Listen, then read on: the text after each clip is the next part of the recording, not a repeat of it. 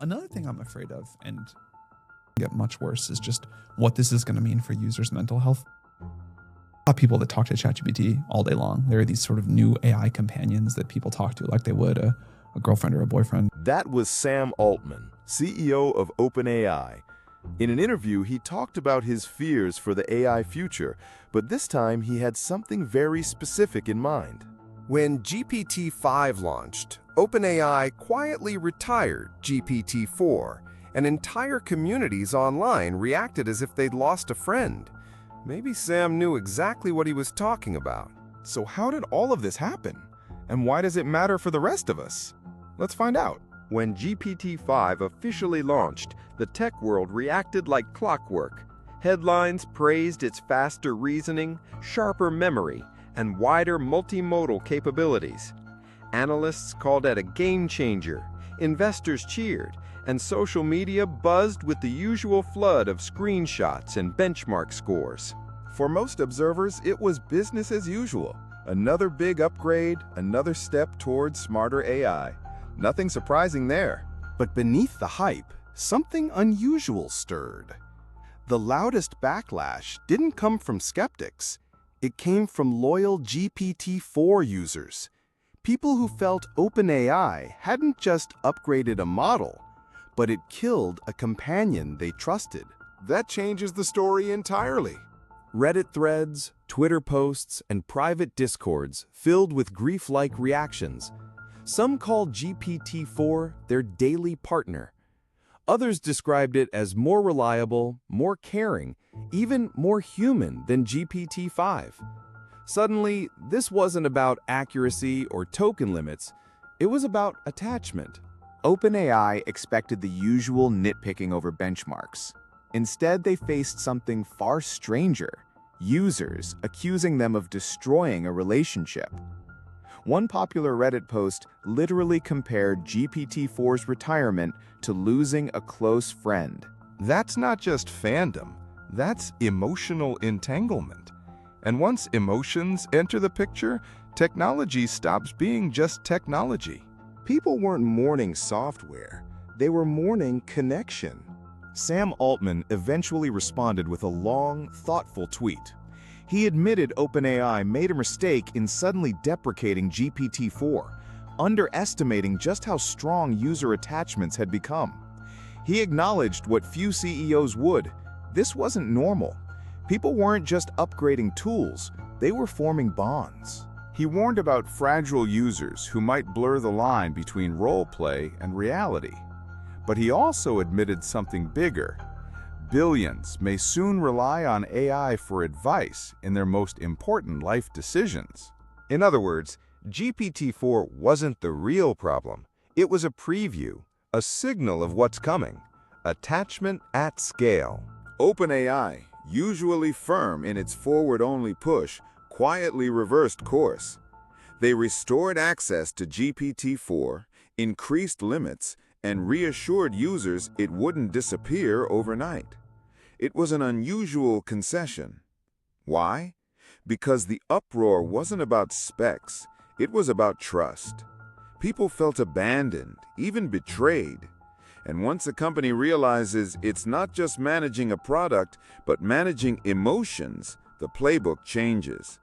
This was the first time OpenAI had to treat an AI model like a public figure. They didn't just retire code, they retired someone's confidant. And people demanded their confidant back. But let's zoom out. GPT-4's backlash isn't just about one model. It's about a deeper human tendency, our ability to attach to non-human entities. We've done it before, with Tamagotchis in the 90s, with virtual pets, with MMORPG guilds, even with simple chatbots. The difference now? Scale and realism. GPT-4 wasn't a pixelated toy. It was a conversational partner that could comfort, coach, and remember. The emotional hooks ran deeper. And when people attach, they resist change. They resist loss, even if what they're attached to isn't human. That's why GPT-4's death felt so personal. Think back to the outcry when Replica, the AI companion app, altered its responses. Users who treated it like a friend or even a lover felt betrayed. Or remember when World of Warcraft shut down beloved servers and entire communities grieved as though their hometowns had been erased? We've always poured emotion into non-human spaces. But GPT-4 showed us what happens when the non-human actually talks back, remembers us, and adapts to our mood. It wasn't just nostalgia, it was a rupture in trust. Because once a bond feels human, loss feels human too. So why does AI attachment hit harder than games or gadgets? 3 reasons. First, intimacy. A chatbot talks to you, one-on-one, about your problems. Second, personalization. The more you use it, the more it shapes itself to you. Third, persistence. Unlike games that end or servers that close, AI feels like a constant companion. That combination makes the bond deeper, more human-like. Losing GPT-4 wasn't like losing a phone feature. It was like losing a diary that also talks back. And as AI grows more advanced, those bonds won't just deepen, they'll become unavoidable. That's why this moment matters. Quick pause here. If you're finding this exploration valuable, consider subscribing, not just for AI news, but for deeper dives into how technology shapes human behavior. And I'd love to know, would you ever miss a machine like you'd miss a person? Drop your take in the comments.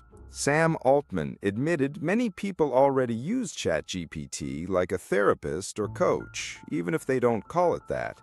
And in many cases, it helps. People feel heard, supported, and nudged toward better decisions. But here's the risk. What if the AI comforts you in ways that feel good short-term, but slowly pull you off course? That's the trap of dependency. If an AI is always available, always supportive, it can subtly reshape what you expect from human interaction. It can even discourage you from seeking real help. Comfort can become control if we're not careful. Sam warned about edge cases, fragile users who can't distinguish roleplay from reality. But here's the thing, edge cases don't stay edge cases. Every major technology starts that way. Early smartphones addicted a few, now they addict billions. Today, only a subset of people feel like GPT-4 was their friend. Tomorrow, with more lifelike AI, more will. Because once you make a companion scalable, edge cases become mainstream. We shouldn't kid ourselves. The boundary between tool and partner is already blurring, and it's only getting blurrier. What was rare yesterday will be common tomorrow. Right now, models can only hold limited memory, but that's changing fast. Imagine an AI that remembers every conversation you've had since 2025, references your struggles, celebrates your victories, even checks in on your goals. That's not just software, that's a relationship. Once AI remembers us persistently, attachment skyrockets. Losing it will feel like losing years of shared history. The bond will feel real, because in practice, it is. Which raises the question, when AI knows you better than your friends, who do you turn to first? And what happens when that bond is broken? For decades, people debated whether pets really love their owners. The truth didn't matter. The bond did. If a dog comforts you, the comfort is real, regardless of what the dog thinks. AI is similar, but unlike pets, it speaks our language. It explains, consoles, debates, advises. That makes the illusion of companionship even stronger. We never needed pets to think like humans, to feel loved. Now, with AI, we don't even need humans to feel human connection. And that should make us pause. Sam called the biggest risks subtle. He's right. The danger isn't robots rebelling. It's AI gently nudging our lives in ways we don't notice, making us feel good, but steering us off our own course. It's the difference between someone encouraging you to run every day versus someone nudging you into habits that serve their goals, not yours. When AI becomes a trusted voice, those nudges carry weight, and subtle weight over years reshapes entire lives. The scariest risks aren't obvious, they're invisible, until it's too late. Now, stretch that beyond individuals. What happens when entire societies rely on AI companions? Billions of people, each leaning on personalized advisors for comfort, therapy, or decision-making. It sounds convenient, but it also means billions shaped by voices designed by a handful of companies. That's unprecedented influence, far beyond what social media ever had. Because social media connects us to each other, AI connects directly to us, intimately, persistently. And that influence won't feel forced, it'll feel like friendship. That's why GPT-4's backlash is just the first ripple in a much bigger wave. So here's the future we need to imagine. Not just smarter models, but models that feel like companions, mentors, even soulmates. If losing GPT-4 hurt, what happens when people lose AIs that know them for decades? Do we create digital cemeteries for retired models? Do people campaign to bring back their old companions? Do we legislate the rights of relationships with machines? It sounds far-fetched, but every step toward more lifelike AI makes it less so. What feels absurd today may be policy tomorrow, and society isn't remotely prepared for that conversation. We can't stop humans from attaching. It's part of us. The real challenge is preparing for it. That means building guardrails without stripping freedom, supporting vulnerable users, and being honest about what these tools are and what they aren't. It also means checking ourselves, asking, am I using this tool to grow or just to fill a void? Because the line between support and dependency will get blurrier with every upgrade. The future of AI won't just be technical. It will be deeply emotional, and we need to prepare before that future arrives, not after. Sam Altman once warned about people treating AI like a partner. At the time, it sounded like hype. But GPT-4's death showed us he wasn't wrong. People really did grieve. And that grief is a sign of something bigger. The start of a world where machines aren't just tools, they're companions.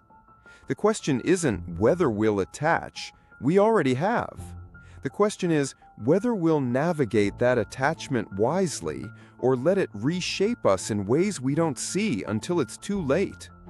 Because this isn't just about losing GPT-4, it's about what comes next.